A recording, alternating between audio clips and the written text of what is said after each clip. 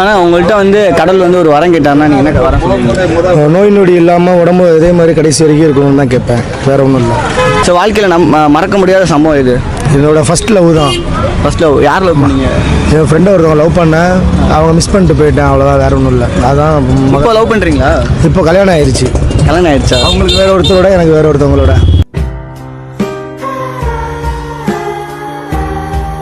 So உங்கள்கிட்ட வந்து கடல் வந்து ஒரு வரம் கேட்குறாரு, உனக்கு ஒரு வரம் தரேன்ட்டு, என்ன வரம் கேட்பீங்க? சார், நம்ம கேட்டாக்க ஆரோக்கியமான வாழ்வு வேணும்னு சொல்லிட்டு நம்ம வரம் கேட்போம். அதுதான் நம்மளுக்கு எல்லாத்துக்கும், நமக்கு இல்லை, இங்கே உலக மக்கள் அனைவருக்கும் அதுதான் விரும்பி எல்லாரும் கேட்கக்கூடிய வரம். சரி, வாழ்க்கையில் மறக்க முடியாத சம்பவம்னா இது?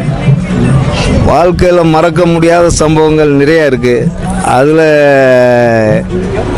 என்னால் ரொம்ப மறக்க முடியாது, 1972 பள்ளிக்கூடத்தை முடிச்சுட்டு பள்ளிக்கூடம் பாதி நேரம் போகாமல் எங்கள் வீட்டு பிள்ளை படம் பார்த்து வந்து என்னுடைய தகப்பனார்கிட்ட நான் அடி வாங்கினதான் என்னுடைய வாழ்க்கையில் மறக்க முடியாத சம்பவம். அதோட பெரிய சம்பவம் எதுவும் இருக்கா? அதோட பெரிய சம்பவம் எதுவுமே கிடையாது. காதல் சம்பவம்? காதல் சம்பவம் இருக்குது. என்ன அது? 10வது படிச்சுக்கிட்டு இருந்த நேரத்தில் நம்ம தெருவில் நம்ம ஒரு பெண்ணை நம்ம காதலித்தோம். காதலிச்சு அந்த பெண்ணை என்ன செஞ்சாங்க, வீட்டில் அவங்களுக்கும் தெரியாது, அவங்க லெட்டர்ஸ்லாம் எழுதி கொடுத்தாங்க. நம்ம அந்த லெட்டர்ஸை வாங்கிட்டு போய் நோட்டில் வச்சுருந்தோம். அதை என்ன செஞ்சிட்டாங்க, என்னுடைய சகோதரி வாங்கி படிச்சுட்டு அவங்க வீட்டில் போய் ஒரு பெரிய தகராறே ஆரம்பிச்சு.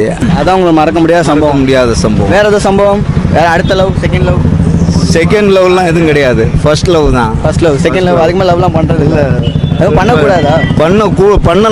பண்ணலாம்டாக்கா அந்த ஏஜை தாண்டி நம்ம வந்தாச்சு.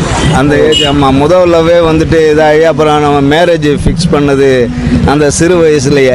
என்கிட்ட இப்போ லவ் பண்ணி அந்த பிரச்சனைகள் ஆனவுடனே சரி சிறு வயசுலேயே நம்மளை கொண்டு வந்து திருமணன்ற ஒரு இதில் கொண்டு வந்துட்டு அதை முடிச்சு வச்சுட்டதுனால நாம் அதை விட்டு வேறு எதுவும் இது பண்ண முடியல. அதோட நம்ம அங்கே திருமணம் இதுக்கு வந்தாச்சு, திருமண ஸ்டேஜுக்கு வந்து.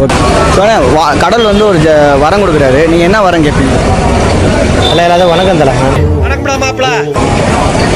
பொதுவாக கைகால் நல்லா இருந்தால் போதும் தலை. ஆண்டவன் வரம் கொடுக்கறது கைகால் நல்லபடியாக கொடுத்து உழைச்சாவே போதும், வேறெல்லாம் எதுவும் கேட்க மாட்டோம். இருக்கிறது கிடைச்சா போதும். நமக்கு அன்றாட நல்லபடியாக தொழிலை கொடுத்து நல்லபடியாக பழப்பு கொடுத்தா போதும். சரி, வாழ்க்கையில் மறக்க முடியாத சம்பவம்னா என்ன? மறக்க முடியாதம்மா பெற்ற தாய் தான். தாய் தான் நமக்கு மறக்க முடியாத வரமே அவங்க தான். மறக்க முடியாத சம்பவம் இப்போ காதல் சம்பவம் இந்த மாதிரி ஃபர்ஸ்ட் லவ் அதெல்லாம் இல்லைங்க, அதெல்லாம் இல்லை. லவ்வே கிடையாது? இல்லை, லவ்வே இல்லை, நோ லவ். ஒன்லி உழைப்பு மட்டும்தான் நமக்கு. ஆண்ட பாதையை கரெக்டான போது நான் அந்த பாதையிலே போய்க்கிறோம். இல்லை, வாழ்க்கையில் நம்மளால் மறக்கவே முடியாது. இந்த மாதிரி ஒரு பொண்ணு லவ் பண்ண, அந்த பொண்ணு எனக்கு பிரேக்கப் ஆகிடுச்சு, அப்புறம் வந்து நான் ஒரு வாட்டி வந்து இந்த மாதிரி ஒரு வேலை பண்ணி இப்போ திருந்திட்டேன், அந்த மாதிரி இல்லைங்க, அந்த மாதிரி இல்லை. நான் இன்னும் லவ்வே பண்ணல. லவ்வே பண்ணல உங்களுக்கு? இன்னும் கல்யாணம் ஆகலை, பொண்ணு பார்த்துக்கிட்டு இருக்கிறோம். பொண்ணு பார்த்துட்டு இருக்கிறோம். ஆட்டோக்காரனா எவ்வளோ பேருமா வருவாங்க? இல்லை, அது மாதிரி இல்லை, எனக்கு வாய்ப்பு இல்லை. வாய்ப்பு இல்லை ராஜா, வாய்ப்பு கிடையாது. ஆட்டோக்காரன் தெரிஞ்சு ஆட்டோக்காரன், அதாவது என்னன்னா ஒரே ஒரு ப்ளஸ் பாயிண்ட் என்னன்னா, ஆட்டோக்காரங்கன்னா கெட்டவன்னு அவங்க நினைக்கிறாங்க. ஆட்டோக்காரங்க சில பேர் தண்ணி அடிச்சு அந்த மாதிரி பண்ணிகிட்டு இருப்பாங்க, எல்லாரும் அப்படி இல்லை. பொதுவாக குடும்பத்தை பார்க்குறது தான் எங்களுக்கு சரியாக இருக்குது. இப்போ அம்மாவா அப்பாவா இவங்கள மாதிரி பார்க்குறது தான் எங்களுக்கு கரெக்டாக இருக்குது. அதனால் லவ்வுக்கு அந்த இது இல்லை. ஆமாம், இல்லை. ஓகே, ரொம்ப நன்றி. ஆனால் கடல் வந்து ஒரு வரம் கொடுக்குறாரு உங்களுக்கு, என்ன வரம் கேட்பீங்க? என்ன வரம் கேட்குறேன்னா எல்லாம் நல்லா இருக்கணும். நம்ம எல்லாம் நல்லா இருக்கணும், நல்லா இருக்கணும், மக்கள் நல்லா இருக்கணும், இந்த மாதிரி ஆட்டோ ஓட்டுறவங்க நல்லா இருக்கணும், கரெக்டாக நல்லா சவர் இருந்து அவங்க குடும்பம் நல்லா இருந்தால் சரி. ஓகே, அப்புறம் வந்து வாழ்க்கையில் மறக்க முடியாத சம்பவம், பெரிய சம்பவம்? மறக்க முடியாதவங்கன்னா என்றைக்குமே என் தளபதி, இளைய தளபதி விஜய் ரசிகர். நான் பக்கா விஜய் ரசிகர். அவர் நான் சந்திச்சிருக்கேன், கிட்டத்தட்ட ஒரு 10 தடவை சந்திச்சிருக்கேன்.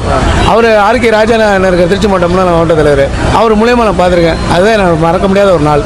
அப்புறம் லவ் அந்த மாதிரி? லவ்லாம் இல்லை தலைவர், நம்ம லவ்வுக்கு ஹெல்ப் பண்ண வந்தாலும் லவ்லாம் கிடையாது. ஹெல்ப் பண்ணுவீங்களா? ஹெல்ப்லாம் பண்ணியிருக்கேங்க. இதுக்கு எத்தனை பேர் சேர்த்துருக்கீங்க? நான் ஒரு 20-25 பேர் லவ் பண்ணியிருக்கேன். இன்னும் நம்ம 25 பேர் லவ் பண்ணியிருக்கீங்களா? சேர்த்து வச்சிருக்கேன்ப்பா. லவ் பண்ணியிருக்கேன்னு சொன்னேன். லவ் பண்ண பசங்க சேர்த்து வச்சு நம்ம கூட பைசல் ஆட்டோ விட்டுருவானுங்க.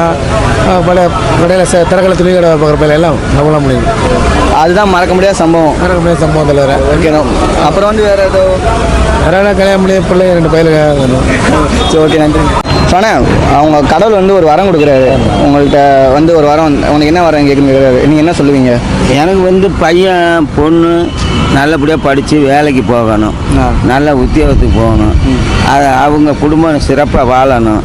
எங்கள் வாழ்க்கை நான் வெல் சொசைட்டியில் வேலை பார்த்து 34 வருஷம் சர்வீஸ் பண்ணிட்டேன். நான் எதையுமே சம்பாதிக்கலை. ஆனால் இப்போ என் பையனுங்களை இன்ஜினியர் படிக்க வச்சுருக்கேன். என் பையனுங்களுக்கு கடவுள் பார்த்து வரம் கொடுத்து அது சிறப்பாக வாழ்ந்தா எனக்கு அதுவே போதும். என் குடும்பம் சிறப்பாக வாழணும், அது போதும்.